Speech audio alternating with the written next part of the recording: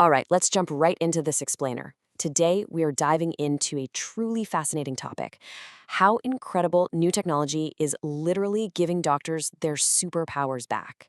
We're talking about the absolute cutting edge of robotic surgery and how engineers are working to digitize one of our most fundamental human senses. But to really grasp how we're revolutionizing modern medicine, we actually need to take a step back and ask kind of a strange question. Have you ever physically felt something that, well, wasn't actually there? I know, it sounds a bit like sci-fi, but it's actually something most of us interact with every single day. The answer, of course, is haptic feedback. Haptic technology recreates the sense of touch by applying forces, vibrations, or motions directly to you. Think about the classic video game Rumble Pack, right? Or even just that subtle little buzz you feel when you tap a button on your flat smartphone screen. That is literally your brain being tricked into feeling a physical interaction that is entirely digitally generated. Okay, moving on to section 1, the power of touch. Before we get into the super high-stakes environment of an operating room, let's quickly break down the science of how our bodies actually process this powerful sense. Because our sense of touch isn't just one single thing. Haptic information is actually a combination of two distinct channels. First up, we have tactile information. This is the data picked up by sensors connected directly to your skin. It's what tells you if a surface is rough, smooth, hot, or cold. Second, we have kinesthetic information. Now, this is acquired by sensors deep in your joints and muscles, and it tells your brain about the weight of an object plus the position and movement of your own limbs. So to truly recreate touch, a system actually has to trick both of these channels. Let's look at section 2, the keyhole surgery dilemma. So you might be wondering, why do doctors even need simulated touch in the first place? To answer that, we have to look back to the late 1980s. This is when doctors started heavily utilizing tools like the endoscope, ushering in the era of minimally invasive or keyhole surgery.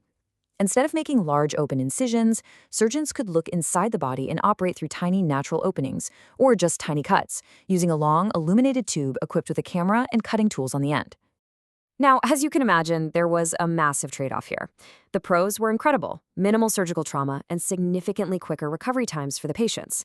But the cons, they were pretty severe. The surgeons suddenly lost their direct sense of touch. They were basically holding long sticks instead of the tissue itself, which really decreased their precision in highly complex surgeries. And on top of that, they had to battle what's known as the Fulcrum Effect. This is a highly counterintuitive mechanic. Just imagine a long stick going through a tiny pivot point in the patient's body. If the surgeon wants the tip of the tool to go left on the inside, their hand on the outside actually has to move right. It's totally backward, it's super awkward, and honestly, it requires some intense mental gymnastics from the surgeon. Which brings us to section 3, robotic tele-manipulation. Enter what is basically an Iron Man suit for doctors. Instead of awkwardly holding long sticks directly over a patient, the surgeon now gets to sit at a remote tele-manipulation console. They look into a display and move specialized controllers, while a highly advanced robotic system positioned over the patient actually performs the physical movements. This whole setup absolutely supercharges the surgeon. First off, it brilliantly eliminates that frustrating fulcrum effect we just talked about. If the surgeon moves their hand left, the robotic tool moves left. Simple. It also offers concurrent motion scaling, meaning big hand movements can be scaled down to tiny, microscopic robotic movements. It actively filters out natural hand tremors so they are perfectly steady. It provides three-dimensional vision to cut down on eye fatigue. And amazingly, it restores the full 6 degrees of freedom in movement that a surgeon would normally have with their bare hands in an open surgery, compared to just 4 degrees with those traditional endoscopic tools. But we still have a missing link. In a basic system configuration loop, the human brain issues motor commands to the hand. The machine reads this and moves the end effector, which is the robotic tool, on the virtual or remote object. But for this loop to actually close, the contact forces, the physical resistance of the patient's tissue, absolutely must be sent all the way back to actuators that push against the human's hand. That right there is the holy grail. Let's dive into section 4, haptic devices in action. So let's get to the coolest part and see how engineers are actually bridging that physical gap to bring the vital sense of touch into a remote, robotic world. One incredible solution highlighted in the source material is the Phantom Haptic Interface. In this setup, the user controls a stylus pen. This pen is equipped with a switch that operates micro grippers on the robotic end inside the actual patient. And here is exactly how it creates that illusion of touch. First, incredibly sensitive strain gauge sensors are applied at the distal end of the robotic instrument's shaft, right down near the gripper. As the robot pushes on tissue, these gauges measure the actual physical forces. Second, that data is transmitted instantly back to the surgeon's console. And third, small servo motors incorporated into the Phantom device physically push back against the stylus the surgeon is holding. It actually steers the pen, producing a highly realistic physical impression of the forces occurring inside the patient. It is absolutely wild. But hey, what if holding a stylus pen just isn't immersive enough?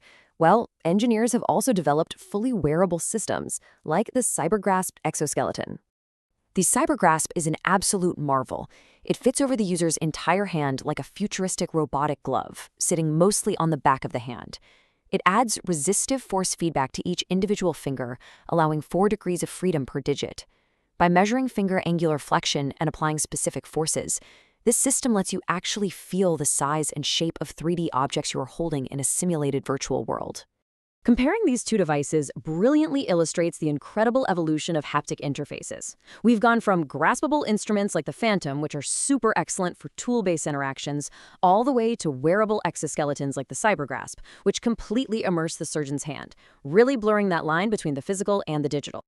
And finally, Section 5, Enhancing the Human Surgeon. Ultimately, the crucial point here is how this advanced technology impacts the actual people holding the tools, and of course, the patients on the table. It's really important to note that we aren't quite at the finish line yet. The source material highlights that technical limitations for sure still exist. For example, in specialized fields like heart surgery, pure endoscopic techniques haven't been fully established yet. And that's because the absolute, uncompromising high precision demanded by heart surgery simply isn't consistently reached with standard endoscopic instruments alone. But the working hypothesis driving all of this innovation is crystal clear. Integrating a supplementary haptic channel right alongside the visual channel improves the quality of surgical work and really enhances the immersion for the surgeon in a remote system. Put simply, giving doctors their sense of touch back makes them better, safer, and way more precise. With all this talk of robots, strain gauges, and exoskeletons, it's actually pretty easy to lose sight of the end goal. These robots are not here to replace doctors, not at all. They're here to amplify human skill. They're here to bypass the physical limitations of our bodies while restoring the essential healing connection of human touch. Which leaves us with a massive, massive thought for the future. If we can successfully digitize the nuanced physical sensation of life-saving surgery across a room or even across the globe, what other profound human skills will technology amplify next? Think about that for a while. Thanks for diving into this incredible source material with me today.